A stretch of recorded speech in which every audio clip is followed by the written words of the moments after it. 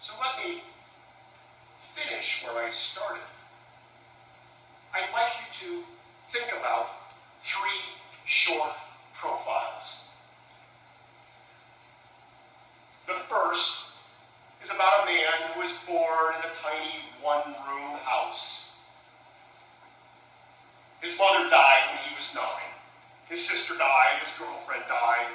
He was only able to go to school for a year and a half. He got fired from his first job.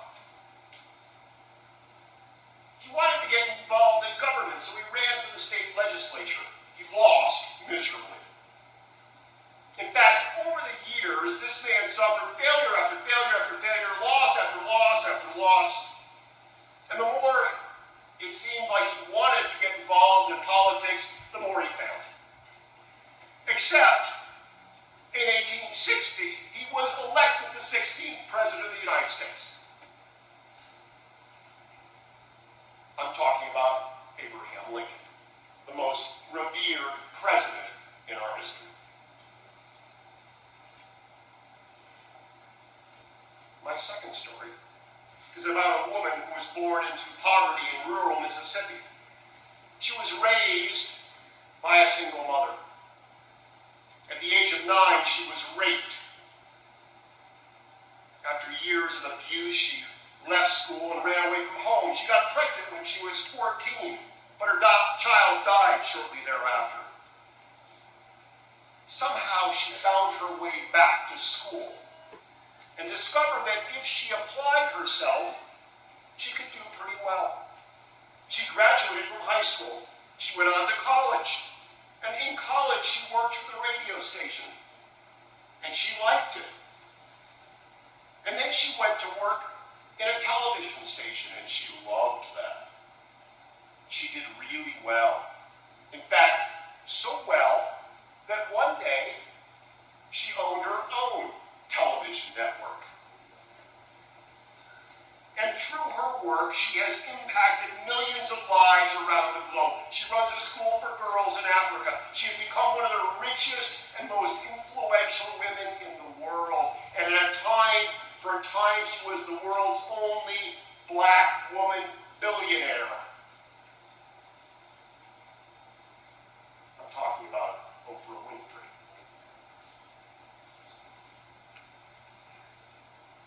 My third story is about a man who was born in South Africa at a time when there was a violent minority overseeing the land. This man felt strongly about the injustices that he heard about and faced, and he spoke out often. In 1962, he was arrested, tried, and convicted, and he spent the next 27 years, longer than most of you in this room have been alive, in prison.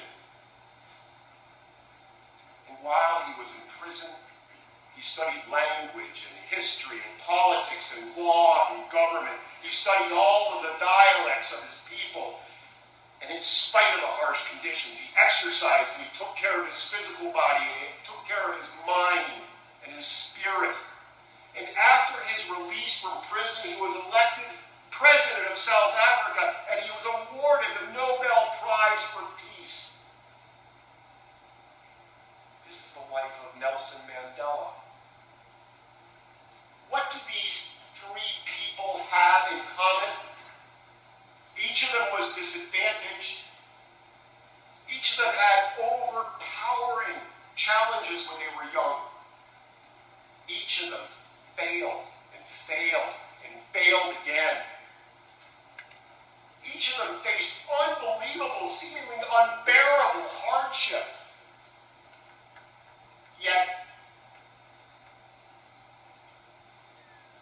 each chose not to be bitter. Each chose not to give up. Each chose not to get lost in blame. Each chose not to accept mediocrity. Each chose not to run away from adversity. Each chose not to accept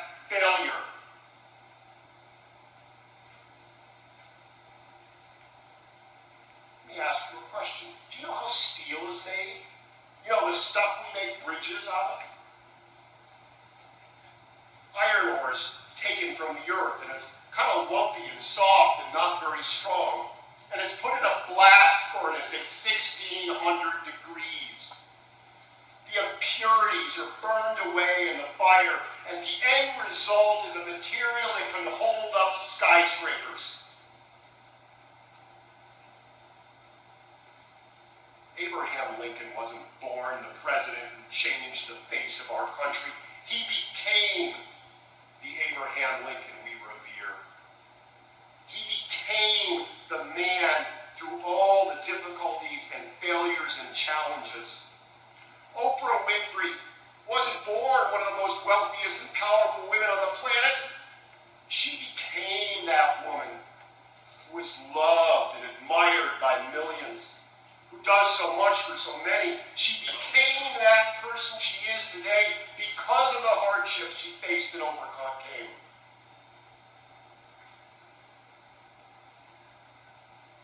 Nelson Mandela wasn't born a leader of South Africa.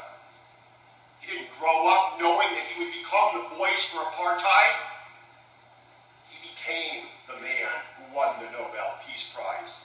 He became that man who changed the face of an entire nation through the daily choices he made in those 27 years he spent in prison.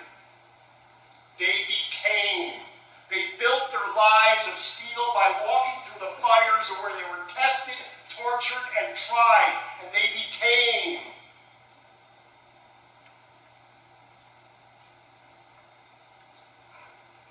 So what's the real secret? Obviously, it's not money. Obviously, it's not race. It's not gender. Obviously, it's not where you were born or whether you have one parent or two. Obviously, it's not even about whether you were in prison or not. And it's certainly not about privilege or luck. No, there is only one common denominator here. There is only one secret.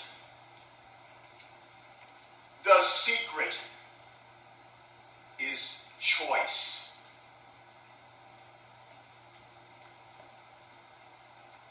In every moment of our day, each and every one of us is called upon to make choices.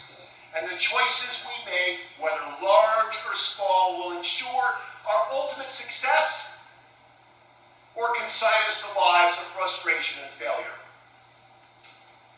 Who we hang with is a choice.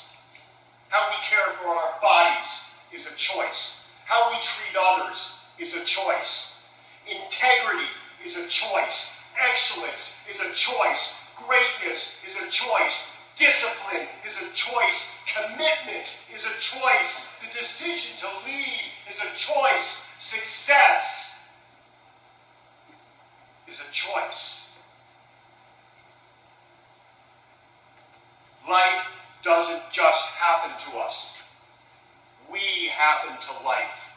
Let me say that again. Life doesn't just happen to us. We happen to life. And here's an important truth. This may be the most important thing I say to you this evening.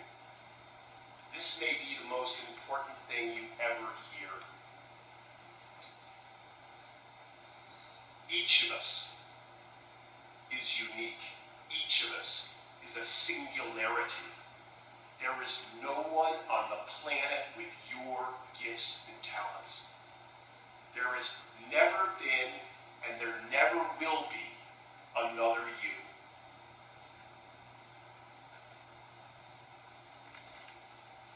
So from this place, here today, from the challenges and the fires in your own lives, will you be brave enough to own your own uniqueness?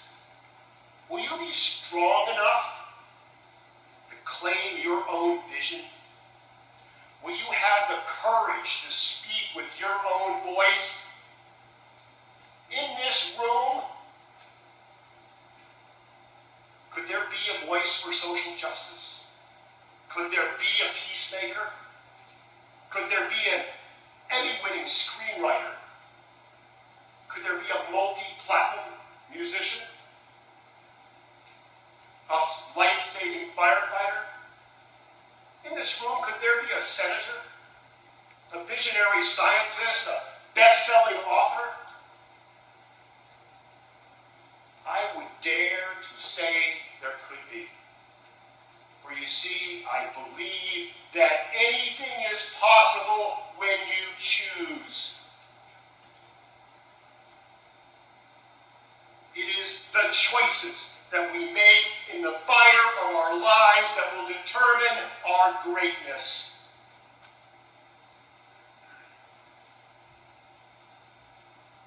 Viktor Frankl was a doctor in Vienna when the Nazis came to power. He had the opportunity to escape to the United States. He actually had a visa in his hands. But instead, Viktor Frankl chose to stay in Vienna with his elderly parents and his wife. Of course, the Nazis came for him. They seized and destroyed all of his work, all of his research that he'd worked on for decades.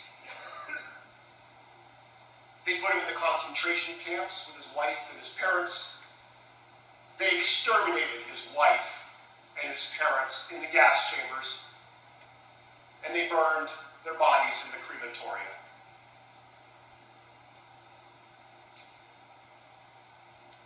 Through all of this, Frankl chose to care for his fellow prisoners.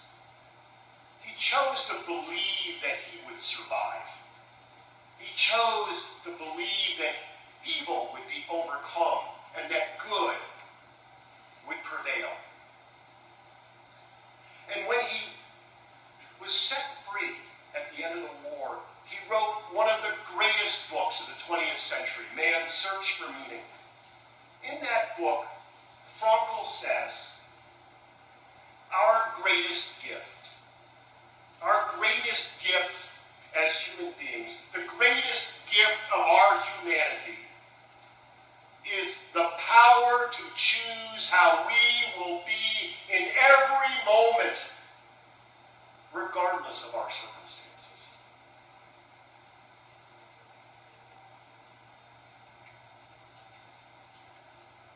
Choose to believe that you are an original.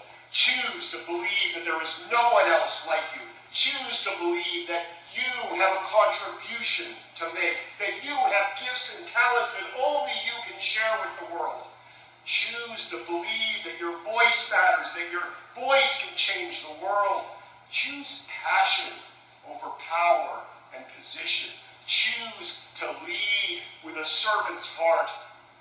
Choose to make your life extraordinary. Choose to make your lives masterpieces.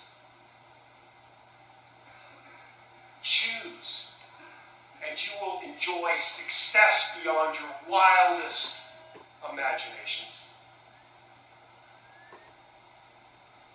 I've seen what great things come from this university. Go out and make it happen.